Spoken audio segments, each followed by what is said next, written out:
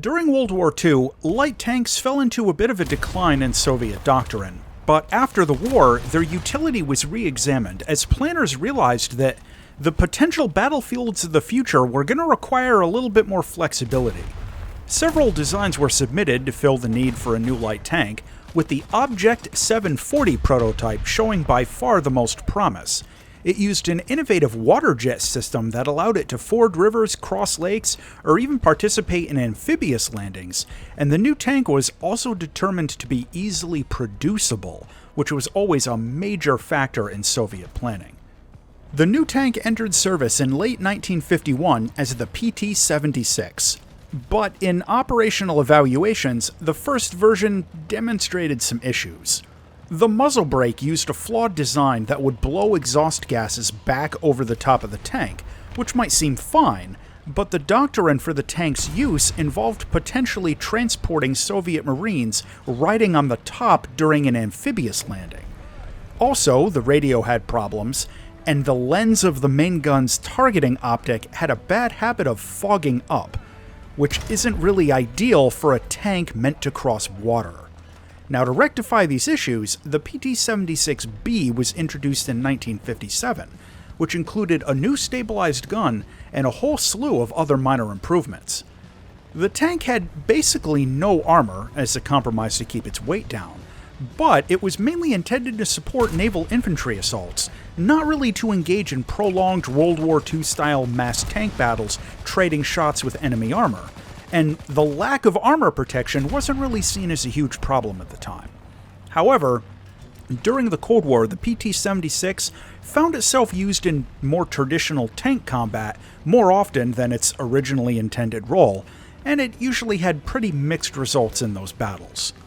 The most successful use of the PT-76 in its intended amphibious assault capability was by the Indian Army in 1971 during the Battle of Garipur, where 14 PT-76 tanks conducted an attack across a river and scored a major victory against Pakistani tanks, knocking out 11 M24s for the loss of only 2 PT-76s.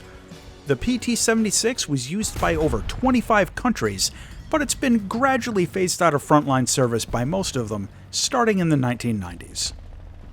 What we get in Warthunder is the PT-76B. This is a light tank in rank 3 of the Soviet and Swedish tech trees at battle rating 5.3. This tank features a simple 4x optical zoom for the gunner, along with night vision for the driver, but not for the gunner. Plus, you can scout targets for your team, which is always a bonus.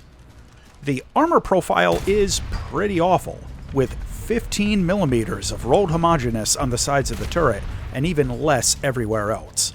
This is a case where no armor is worst armor, and the PT-76 is incredibly easy to one-shot, and it can even be taken out by a sustained burst of medium machine gun fire.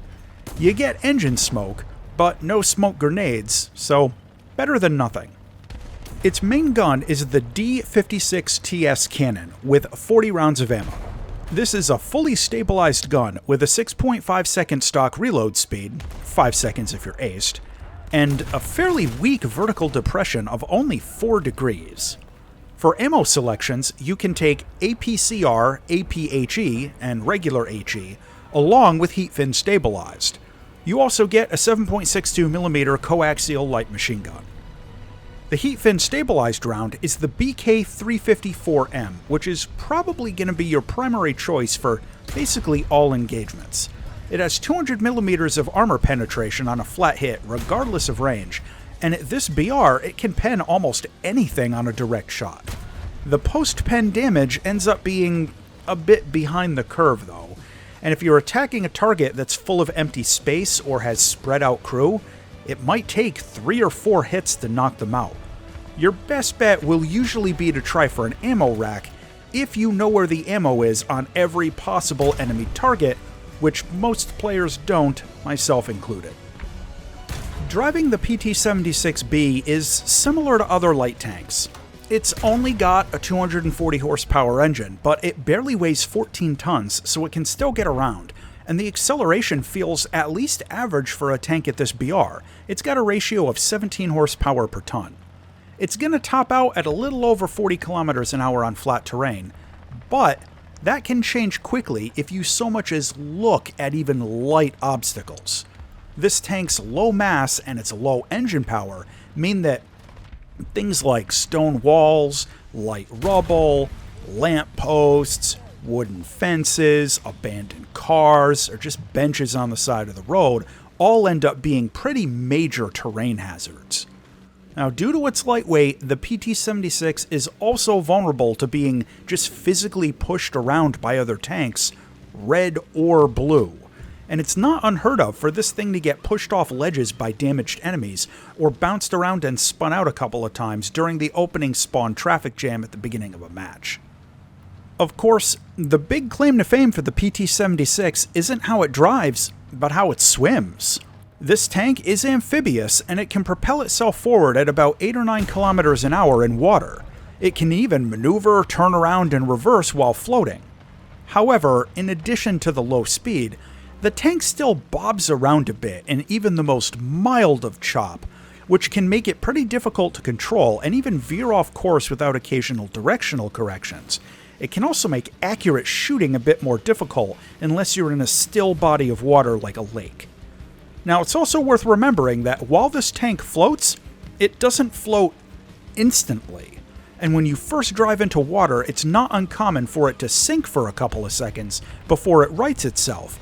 And importantly, if you dive into the water from the top of a cliff or something, it'll sometimes work out okay, and I personally do it all the time because it's awesome, but you can occasionally end up underwater for 1 or 2 seconds too long and have your tank get flooded like a leaky boat and lose crew members or components, like your engine, from water damage.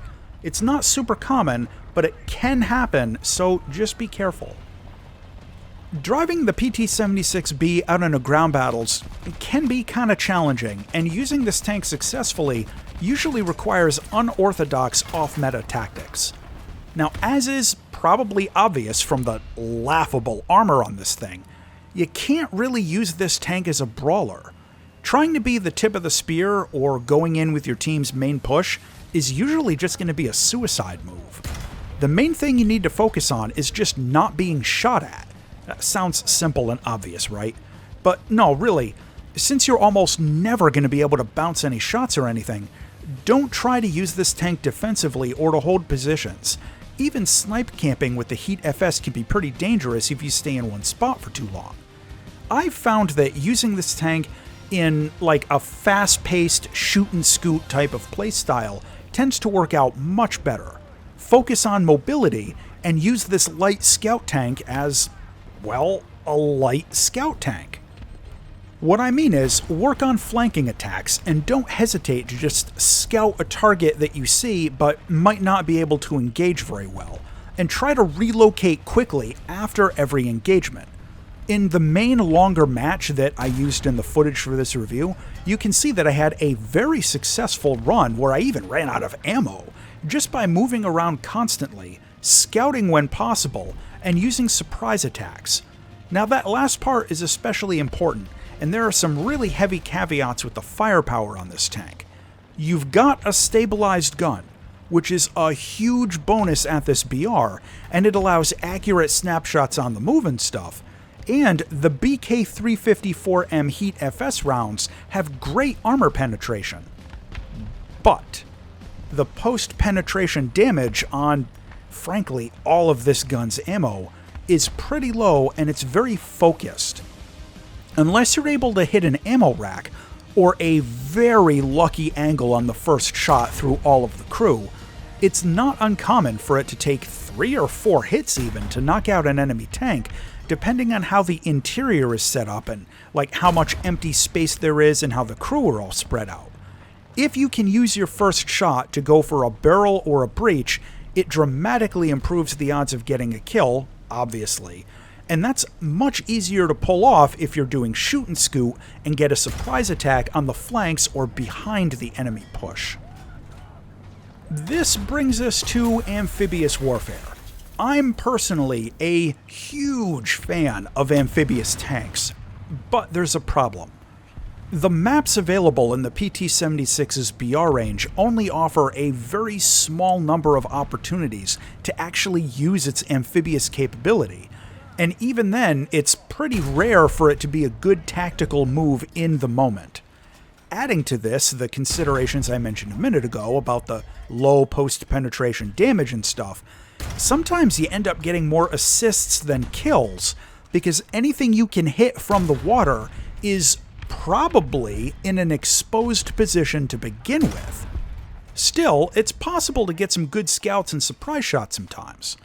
Now, with all that said, you are incredibly vulnerable out on the water as mobility's limited and cover is non-existent, so it's even more important to try and cripple an opponent's gun in the first shot. It's also worth remembering that the water features on some maps, like the eastern coast on the Swedish city map, are inescapable, so if you go in, you ain't getting out. And the excessive chop on some other maps, like Normandy for example, mean that even if an amphibious push makes sense in the moment, you're taking a serious risk of drowning your crew. Still though, when you can successfully pull off an attack from the water, it's incredibly satisfying. It's really a fun gimmick, and if you weren't aware, it's 100% certified true facts that singing sea chanties when you put the PT-76 in the water doubles your combat effectiveness. No line was cut, no whale was freed, and the captain's mind was not on greed, but he belonged to the whaleman's creed. She took that ship in tow. Soon may the wellerman come to bring us sugar and tea and rum. One day when the tonguing is done, we'll take our leave and go. Soon may the wellerman come to bring us sugar and tea and rum. One day when the tonguing is done, we'll take our leave and go. Visually, the PT-76 is a pretty neat-looking tank that appears far more modern than it actually is. Remember, this thing came out of a late 1940s design. You get a few custom skins for it, and there are actually a lot of good ones up on Warthunder Live, if the ones you already have in-game don't really suit your fancy. Now, the gunner view and the sights on this tank are pretty simplistic. The 4x optical zoom for the gunner is entry-level at best, and no night vision or thermals, so aside from the stabilized gun, this tank has a very low-tier gunnery experience. To close out on the PT-76B, this tank gets a fully stabilized gun at a very low BR. The Heat FS shots have strong armor penetration, it can scout targets, and it can do pirate stuff. However, no smoke shells or smoke grenades, no armor worth mentioning, only 3 crew members, and its shots do very unreliable post-pen damage. The final verdict on the PT-76B is that this is absolutely an off-meta vehicle, but its 2 main features, the stabilized gun and amphibious capability, are really fun, and if you play outside of the box, it's still possible to have good matches with it. If you wanted a traditional brawler tank, this ain't it. But if you want to try something a little different, it's worth a look. As always, thanks for watching, and if you enjoyed this review, check out this other one.